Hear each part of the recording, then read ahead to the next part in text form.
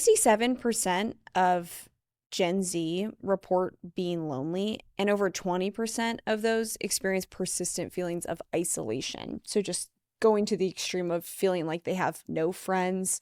I've seen other statistics that say like the amount of friends and the amount of close friends that people have has gone down a lot, or a best friend. Like I think that has also decreased a ton. Whereas, when I was growing up, everybody was like, this is my best friend. Whereas now you don't see that as much. There's just not as close of connection. So I just think it's a huge problem because we know the community connection leads to happiness and leads to success overall.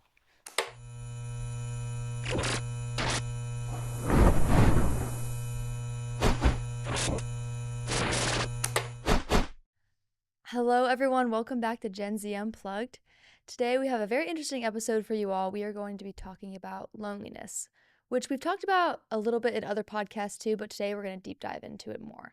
So to start off, I'm going to ask Lauren about how you have kind of observed loneliness, whether in college, post-college, or even high school, just to hear your observations. Well, I think it has evolved a lot, and we'll get into later kind of what Gen Z specifically is experiencing. But, you think back to elementary school, and kind of that age where kind of friendships kind of start to take place and you experience that for the first time. And I have great memories of it being, kind of screen free. We're making up games, we're playing with each other. And yes, there were natural conflicts with peers and everything, but it all kind of got worked out within, a couple hours later, your best friends hugging on the playground again. So it's really good memories. And then you kind of go into middle school and high school and you have that typical gossip. But I think that it was really exacerbated by the fact that we were all online so much. And I don't know, did you ever have an account on Ask FM? No, I don't know what that is. It might have been, you might be slightly young for it because they probably got rid of it after a while. It's horrible. But it was basically an anonymous question asking site. So you have an account and people could just go on there, hide their identity, and ask you a question. So there were some things that would be like, do you like Charlie? Stuff like that, innocent. And then there would be horrible things on there. So I think that really put a dark shade over the relationships of young people growing up. So those are something that stand out to me a lot for kind of where it leads to loneliness, where people are spending a lot of time on their phones. And then high school, it's just more and more. I mean, Instagram came out, Snapchat came out. And so all of these technologies were supposed to be connecting us, but they were actually tearing us apart, which we'll get into. But what about you? I know you had a very different experience. I went to a public school, so I think I had a more typical American experience. But you being homeschooled, what was your experience like from a loneliness perspective? Yeah, I think being homeschooled, especially from the screen perspective, was a lot better because I didn't even have a phone. I didn't need a phone until I started driving. That was kind of our family rule. Now, I'm not sure if I would do it with my kids just because there's more things for high school work and things you need to sign in and punch in and out of your job.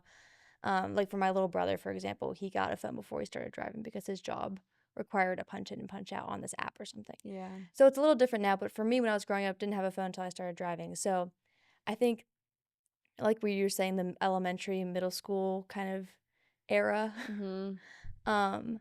everyone was insecure, obviously, because you're going through, and you're just awkward. You look so awkward. Yes, you see the awkward phase. But I think being homeschooled, I think the awkwardness kind of naturally faded out a little bit. Yeah. Because we didn't go to screens to fix it. Right. So all the homeschool kids were all awkward together through middle school and a little bit of high school. But then it kind of faded out until we became normal adults, not awkward anymore. But I think what's happening now is that you hit that awkward stage in middle school and then you're straight on the screen. Yeah. So you don't have that natural fade out. So that's what I think is happening. Because you're going to hit that point of loneliness. Oh, do I have any friends, blah, blah, blah, you do all that. But instead of making real efforts to fix it or letting your parents know how you're feeling and things like that, you just turn to the screen. Yeah. So you never get out of that. Yeah, it's cyclical. Yeah, I think just technology and social media plays such a huge role. And we want to share with you all some of the statistics surrounding this phenomenon. And 67% of Gen Z report being lonely, and over 20% of those experience persistent feelings of isolation. So just going to the extreme of feeling like they have no friends.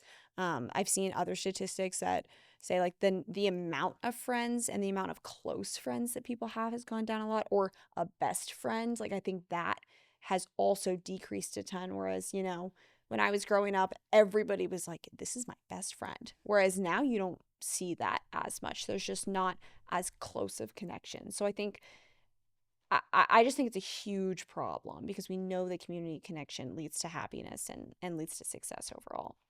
Yeah, I also saw another statistic that said that Gen Z was twice as likely to experience loneliness, or twice, or reporting twice as Mm-hmm. much loneliness as boomers. So it's clearly like exponentially growing, Yeah. which, like you said, is a huge problem. Yeah. Which is interesting because I think that baby boomers have embraced a much more individualistic mindset and ideology. So it's interesting to me that, Gen Z, which is, we trend more left and more socialist. So you'd think that our generation would be more connected and collectivist in that way, but we're not, which is really interesting. It's like everybody kind of puts community on this pedestal, and something that has really stood out to me about like AOC and Mom Dami's leadership is how much they say like togetherness and community is kind of their highest good. That's like their god in a way. I mean, you could argue abortion or gender ideology is also their god, but for the sake of this argument, I do think that they have put community on such a pedestal, but yet they feel so lonely because I think that they're just using the wrong methods to achieve that connection. And because it's so much social media and so much online engagement. Yeah. No, I think you're right. I think that's a lot of the leftist movement because that's how they get all these young people because it's very attractive. They have Mhm. all these ideas and goals, which are normally, well, some of them are good, Yeah. some of them aren't. But if it was all bad, they wouldn't have gotten the whole younger generation wanting to join their party, basically. Hmm. Um, but they have some good messaging. But like you said, the method is so flawed. Hmm. Yeah, and they're preaching this goal, and the way they're going about it is just not true, not good or beautiful, really. Hmm. It's destroying all three of those. Right. Like it's just a really warped view of what community and connection actually is. And I mean, what's on everyone's minds, I'm sure, is COVID and how much of an isolator that was. And, all things considered, we in the United States were fairly blessed in what our policies were compared to places like Italy, where you needed a reason to go outside. So I remember people telling me they would, walk their pet rabbit just to have an excuse to go outside and maybe run into another person. And so we, were expected to kind of stay in these pod communities. And compared to the rest of the world, that was pretty lucky, but it really made such a colossal impact on mental health, and on community, and it proved the fact that we are created for that. And like God is three persons, like God exists in community, and we are made for that as well. And what the left and a lot of these like fear mongers, during COVID tried to convince us is that you can get the same connection online, but as we can see, that has not been the case. Yeah, and I think it's interesting that you bring up COVID because when people think back to those years, that was such, especially for younger Gen Z, that was such a big part of their critical years for development. I know you studied human development, so Mhm. you know all the things just from your classes in college.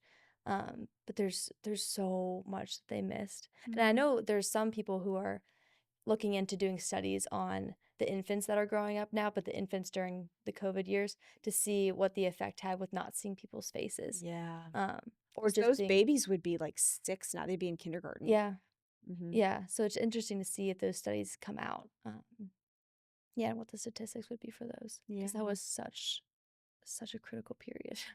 And kind of on the same note as critical period, I mean, you think about when babies are born, what is the first thing you do when a baby's born? Skin to skin contact with the mom and then the dad.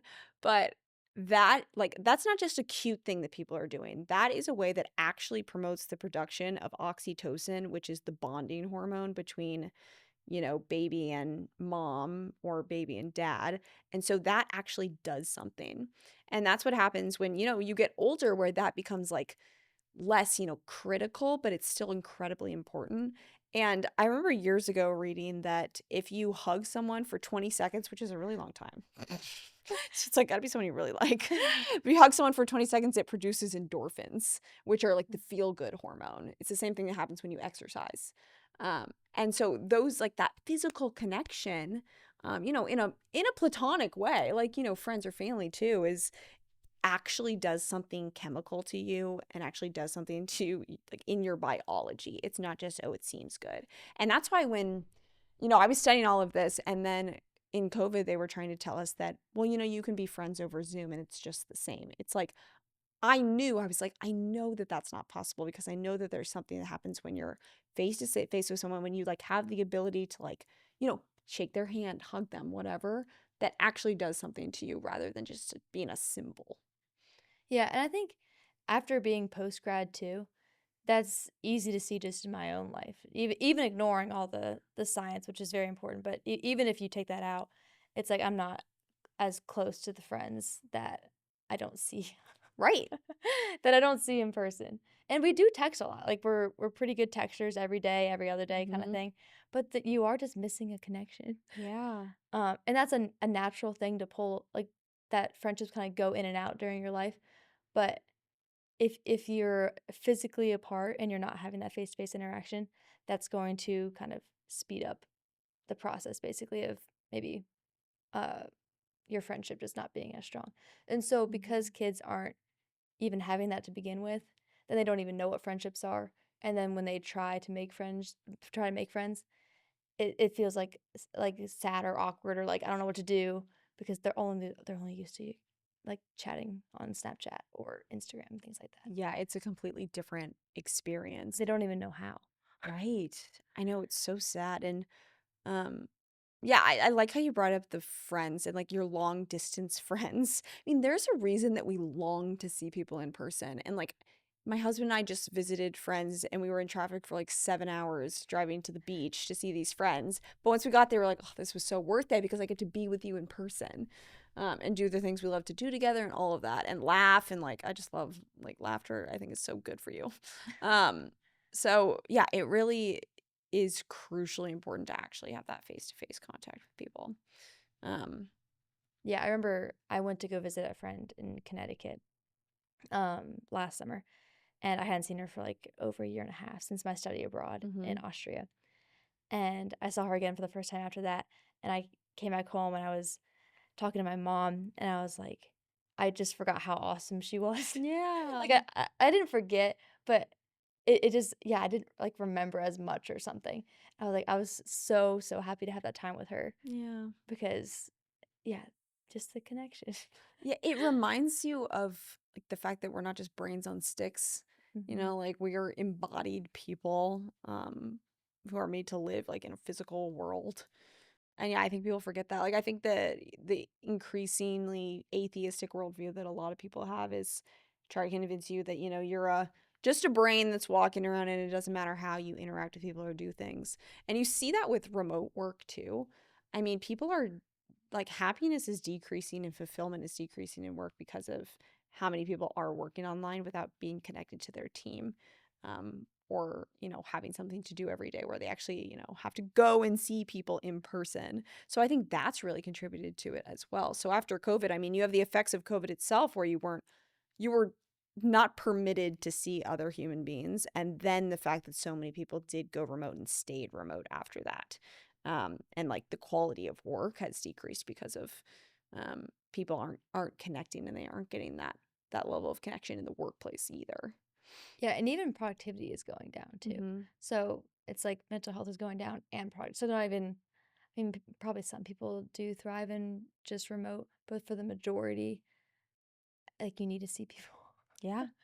especially for the young people who are graduating college, moving out, maybe with themselves, maybe just with themselves, maybe with a friend or two. Mhm. Um, but and if they move to a different city, they don't know anybody. So if it's different city, no friends, remote work, like that is a recipe for disaster Yeah. right there. So Yeah. Yeah, it really is. And so that's so many people's experience. Yeah, moving to a completely new place and struggling with that. And that's a good segue into something else I want to bring up is because, the internet was such a huge factor in increasing loneliness, specifically for Gen Z. But there's also a lot of things that we've experienced as a generation that also contribute to loneliness, like families being a lot smaller. I mean, you come from a family where there's always probably someone home. There's always like five people home, which Yeah. is great. It's weird if there's not. Right. It's like Whereas too quiet. so many people only have one sibling or they're an only child. And so, their parents are working. There's just not a lot of people around. And I think that that's probably contributed to the loneliness as well. Yeah, and then if you don't have a sibling or a friend next door to hang out with, of course you're going to turn to your phone or Hmm. your computer or the internet. And the longer you spend on those, especially as a kid, you can get into some dark stuff, Yeah. which is dangerous too. So it's not even just like, oh, they're lonely or they're sad. It's like it can be dangerous for them as Yeah. well. It's like phones and social media and TV or whatever has almost become like a pseudo sibling for people. Mm-hmm. Where I know I find myself where I'll get home and I'm like, ugh, I don't feel like being alone. So I'll turn on the TV, just have some sound or like to hear people talking or a podcast or Mm-hmm. whatever. And I think that that has like sufficed for a lot of young people lately is where they watch people connecting. I mean, think about what people love to watch on social media right now. Like every single reel is a couple, a baby Yeah. announcement, someone cooking. Like you're just watching people do really mundane things, like cleaning their room. Like, why do I sit down and watch a 2-minute video of someone cleaning their room? Like, why do I care? But I think it's because we're missing that in real life. So it's like engaging to us for some reason. So we've kind of devolved, and are kind of making up for it by watching videos of people doing the things that we should be doing with other people. Yeah, I think every once in a while, I think if I like went back in time, or no, if someone from back then came to here now, like what would they think Yeah. of us watching videos of people like Yeah, time what are lapse you or doing? grocery shopping, or like, like, here's what I got at Trader Joe's. I'm like, oh, I need Yeah. to go to Trader Joe's. I'm gonna watch someone who did that, Yeah, or time lapse of cleaning your room, like you said. get ready with me. I'm like watching you put on your eyeliner. Yeah, it's kind of Yeah, ridiculous. Like, what would George Washington say about that? yeah, and the fact that that's getting views, Yeah, like hundreds of thousands. yes, and people like want to watch that. And it's enough of a thing that a lot of people do it. Yeah. Like, there's a lot of creators that do that kinda stuff. Yeah. So it's like, yeah, a thing that people watch, so the algorithm promotes it now, like the regular things. It's so interesting. And I remember hearing from, I think this was from Claire Morrell, who's at Ethics and Public Policy Center, and she talks all about the effects of tech on children. And when, someone is trying to create a children's show, I don't remember what show, maybe Coco Melon, or I don't want to slander Coco Melon if this isn't right, but some show of that kind of nature.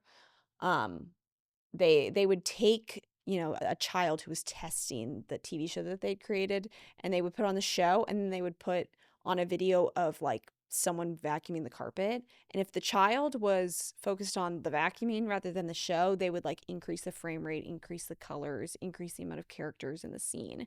So we are competing with daily activities where, like, yes, we're still intrigued by those daily activities, but we know that the media companies are trying to create content that is even more engaging so that we're not distracted by the real world, but that we're focused on whatever content that they're trying to get us to focus on.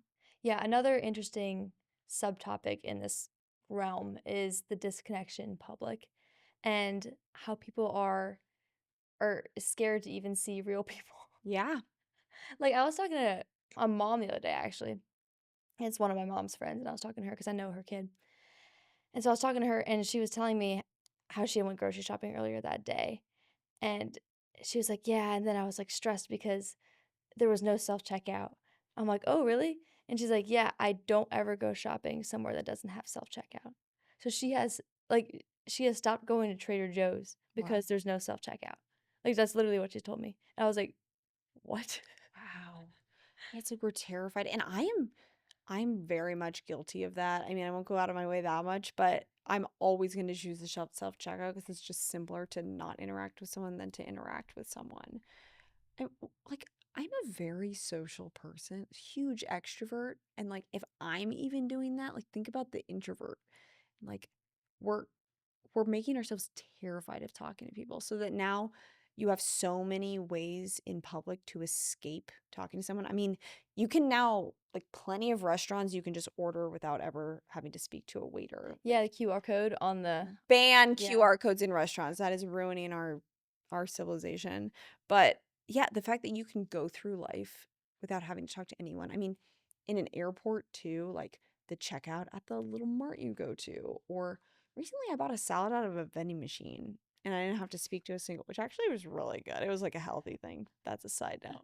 But yeah, like the fact that you can do all of these things yourselves and companies are going out of their way to try to facilitate that for people because they know we want it. So we have to be so intentional about not going to the self checkout and not even just that, but engaging the person. I remember when I used to go to Trader Joe's, I was like, I would walk in there and be like, this cashier is about to charm me. Like they're about to talk, so ask me all about my life. And I feel like and I don't know if I'm giving off something that makes it seem like I don't want to talk to them, but I don't see that as much with like employees at places too. So I think it's both sided, like on the people who are like receiving the goods and the people who are giving the goods. Like we all have to be super intentional about like, okay, we are not going to let this trend keep happening, but I'm going to seek out the person to talk to, or talk to the person on the plane. Like it's so easy to look busy or have your headphones in and not speak to them at all. Um, but it's so much better when you do. Like I remember being on a plane to Arizona recently, and I don't know how I started talking to the guy next to me, but it turns out that he was a Christian. Like, he made some comment about he wasn't living with his long term girlfriend. And I was like, are you a Christian? And then we had the best conversation about like C.S. Lewis books and stuff. And it's like, that never would have happened if, he hadn't started the conversation with me. So we have to get over the awkwardness that we've made up and just talk to people in public again. Yeah, I'm the same way. I had this amazing conversation in the plane when I was, I think, either freshman or sophomore in college, and he had been a professor at Harvard Wow. for like 30 years, something like that. And we went everywhere. He wasn't a huge fan of Harvard, which is even more interesting Yeah. because he was like not bashing Harvard, but like letting me know all the dangers of like big education nowadays and like how the teachers can or like how the teachers are under so much pressure. So he was telling me his experience with that, and he was asking about my college experience, what I thought so far. So we had this like I think it was a really short flight. It was Pittsburgh to here, so it was like Yeah. 40 minutes, but we talked the whole 40 minutes. Yeah. Um, and in college too, I think one of the big one of the big things that's very noticeable, even to the staff at college, is in the cafeteria. No one talks to each other in the line. Like there's this big line of people all waiting for the same thing, and we only have one dining hall because it's a smaller school. So Wow. there's like two hot lines or whatever for Mm. hot food, and then there's like cereal and whatever, all the other things, salad.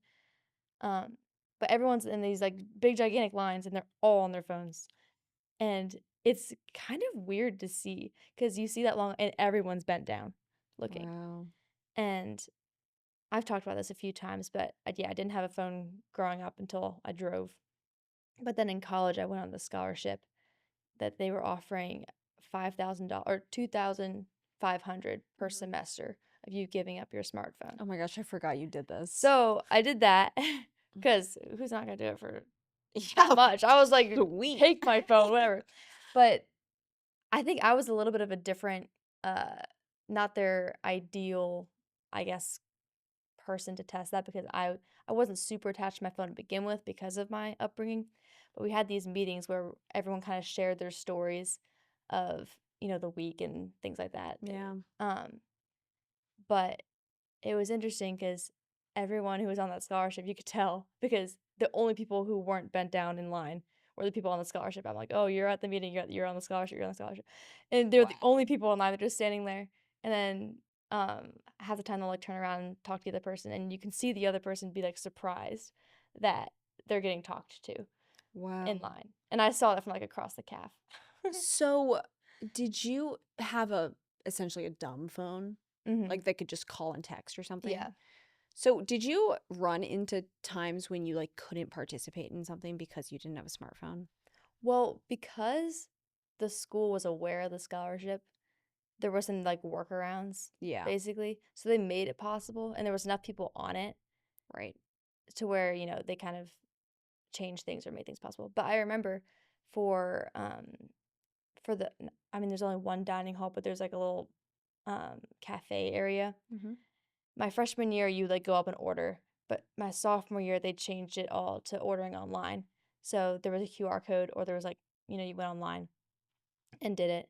But my second semester of sophomore year, they got rid of, like, the web version of whatever that, eating thing was, Yeah. and you only had to scan a QR code and you had to get an app. I was like, Mm, "Oh, well, that doesn't work." So then all the people on the scholarship were like, "Oh, what are we supposed to do? We can't eat at this thing." yeah. And they made it so if you had the scholarship, you could, like, open up the little cage thing that's, like, setting apart all the workers and the people, because it was literally like a cage, very disconnected, Wow. and you could, like, go in and be like, "Hey, like, can you make this?" And they would, like a lot of times they would go faster because 'cause you're Yeah. the only person that's actually ordering in person. Yeah. The other orders were just online, so it actually worked out pretty nicely that Yeah. they would do it fast. But that was the biggest thing for me. I was like, "Oh, wait, I can't."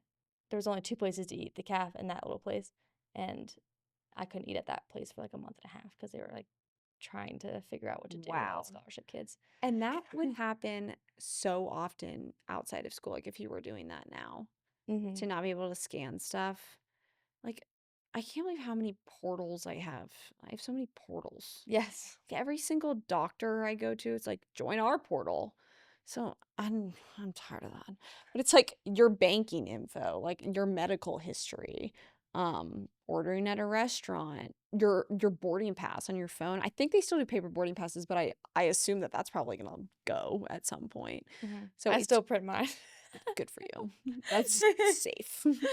But yeah, it's just we've created a world that really relies on it so that you are at a Mhm. disadvantage. And like I Um, said, my brother had to get a phone recently because he couldn't punch it in out of work. yeah, So, he has a phone with, I think, just that app. crazy. All right, I know we are low on time, but something I did want to touch on before we end is the work of Jonathan Haidt, who wrote The Anxious Generation, if you know that book. We've talked about it before a little bit. Yes. So I just finished it recently. And he talks all about how social media and technology has like shortened our attention span, made us more anxious, made us more depressed, especially for young women. It's had like the largest effect. But something that he talks about that I think a lot of people don't realize is the big difference between our generation and our parents' generation is like this sheltering of like keeping kids inside of the home rather than playing outside. Where my parents, they always say like my parents had no clue where I was. It was always come home when the street lights come on. Like that was the rule. And I feel like I had a little bit of that. Like I was not totally sheltered, but now parents are keeping their kids indoors because they're so afraid of the world. And what he attributes it to is the 24-hour news cycle where Oh. the news is incentivized to produce anything worth noting because they're constantly giving out news. And so they're going to, pull this story from Maryland where a girl was abducted and they're going to pull this story from California where like a kid was killed and those things are real and they're tragedies, but the news cycle makes them look way more common than they actually are. So parents like of our generation saw all of this happening on the news and so they're like, "Oh my gosh, my kid cannot go outside. I have to have eyes on them all the time." And so that drove children inside. Well, what's the main thing to do inside? Video games, social media, watching TV. And then it also drives away friends because think about, I'm sure you had more of a traditional childhood. Like I had so many friends in the neighborhood and we would bike around and we like bike to 7-Eleven and get Slurpees or whatever. And so you're driving kids inside, they're just naturally going to have less connection with kids their age. So I hadn't realized what a colossal impact that the news cycle had and how much that drove children indoors. That is such I've never thought of that. That's a smart guy. Is Yeah. the author of what is that? Jonathan, I think it's Height Right, is his okay. last name. Yeah. That is very interesting. I know Emily Dajinski, one of our speakers here at DC last summer. she specifically was like, you cannot fill 24 hours with news. That's what she started one of her talks with, or maybe it was in the middle, I can't remember. But that was like a big point of, yeah, people are, even for like local news, they have to like broaden the radius Yeah. because there's not enough like big things happening or whatever Mhm. in like small local towns that will get people clicks and get people, yeah, clicking on the links and reading the stories. Um, so yeah, I never thought of that, the 24-hour news cycle. Yeah. I mean, and to be fair, there's if you have that, of course you're going to be cynical of the world. And even with like relationships and dating, um you hear all these horror stories online um of girls that go out with like crazy guys and things like that. And that drives people to be like, okay, I'm just going to be my own person. I'm going to focus just on me and, never date. I hate men. Like it drives Yeah. that whole thing. And probably for guys too, but for girls especially, my friends who are on like dating apps have like are just completely done with it. They're just like, I can't, it like there's too many creepy stories. So that drives the cynical of that realm too. So everyone's just becoming cynical and not talking to anybody. Yeah, that's the And state becoming of that is the state of the world. yeah. So I think that does paint a pretty full picture of what's happening and why it's happening. And now it's up to us to change the narrative. And we, as a generation, are so aware of the problem. Like, yes, we're addicted to doom scrolling, but we also know that it's horrible. And yes, we want to avoid the checkout person at the grocery store, but we also know that we shouldn't do that. Like, that's really encouraging to me, is that we as a generation can recognize that. So that's the first step. Like, you have to realize what the problem is. So I think we should change it. Be like Rachel. Do a smartphone cleanse, even if it seems impossible. I know there's also that company Brick, Yeah. where you can get essentially like the like the smart abilities of your phone removed. That's a big thing now. Like even the So past 2 popular. weeks, Yes. I've talked to 4 people who have gotten it. No way. Yeah. Okay, there you have it, everyone. Hope. Not an ad, but Not an ad for Brick and not a shot at Coco Melon. So we'll apologize to them if we need to do. But that is everything. We want to know from you all, what do you think is the main driver of loneliness? What can we do about it? And what are your favorite ways to connect with other people your age? All right, we'll end there, but thank you all so much for listening, and we will see you next time.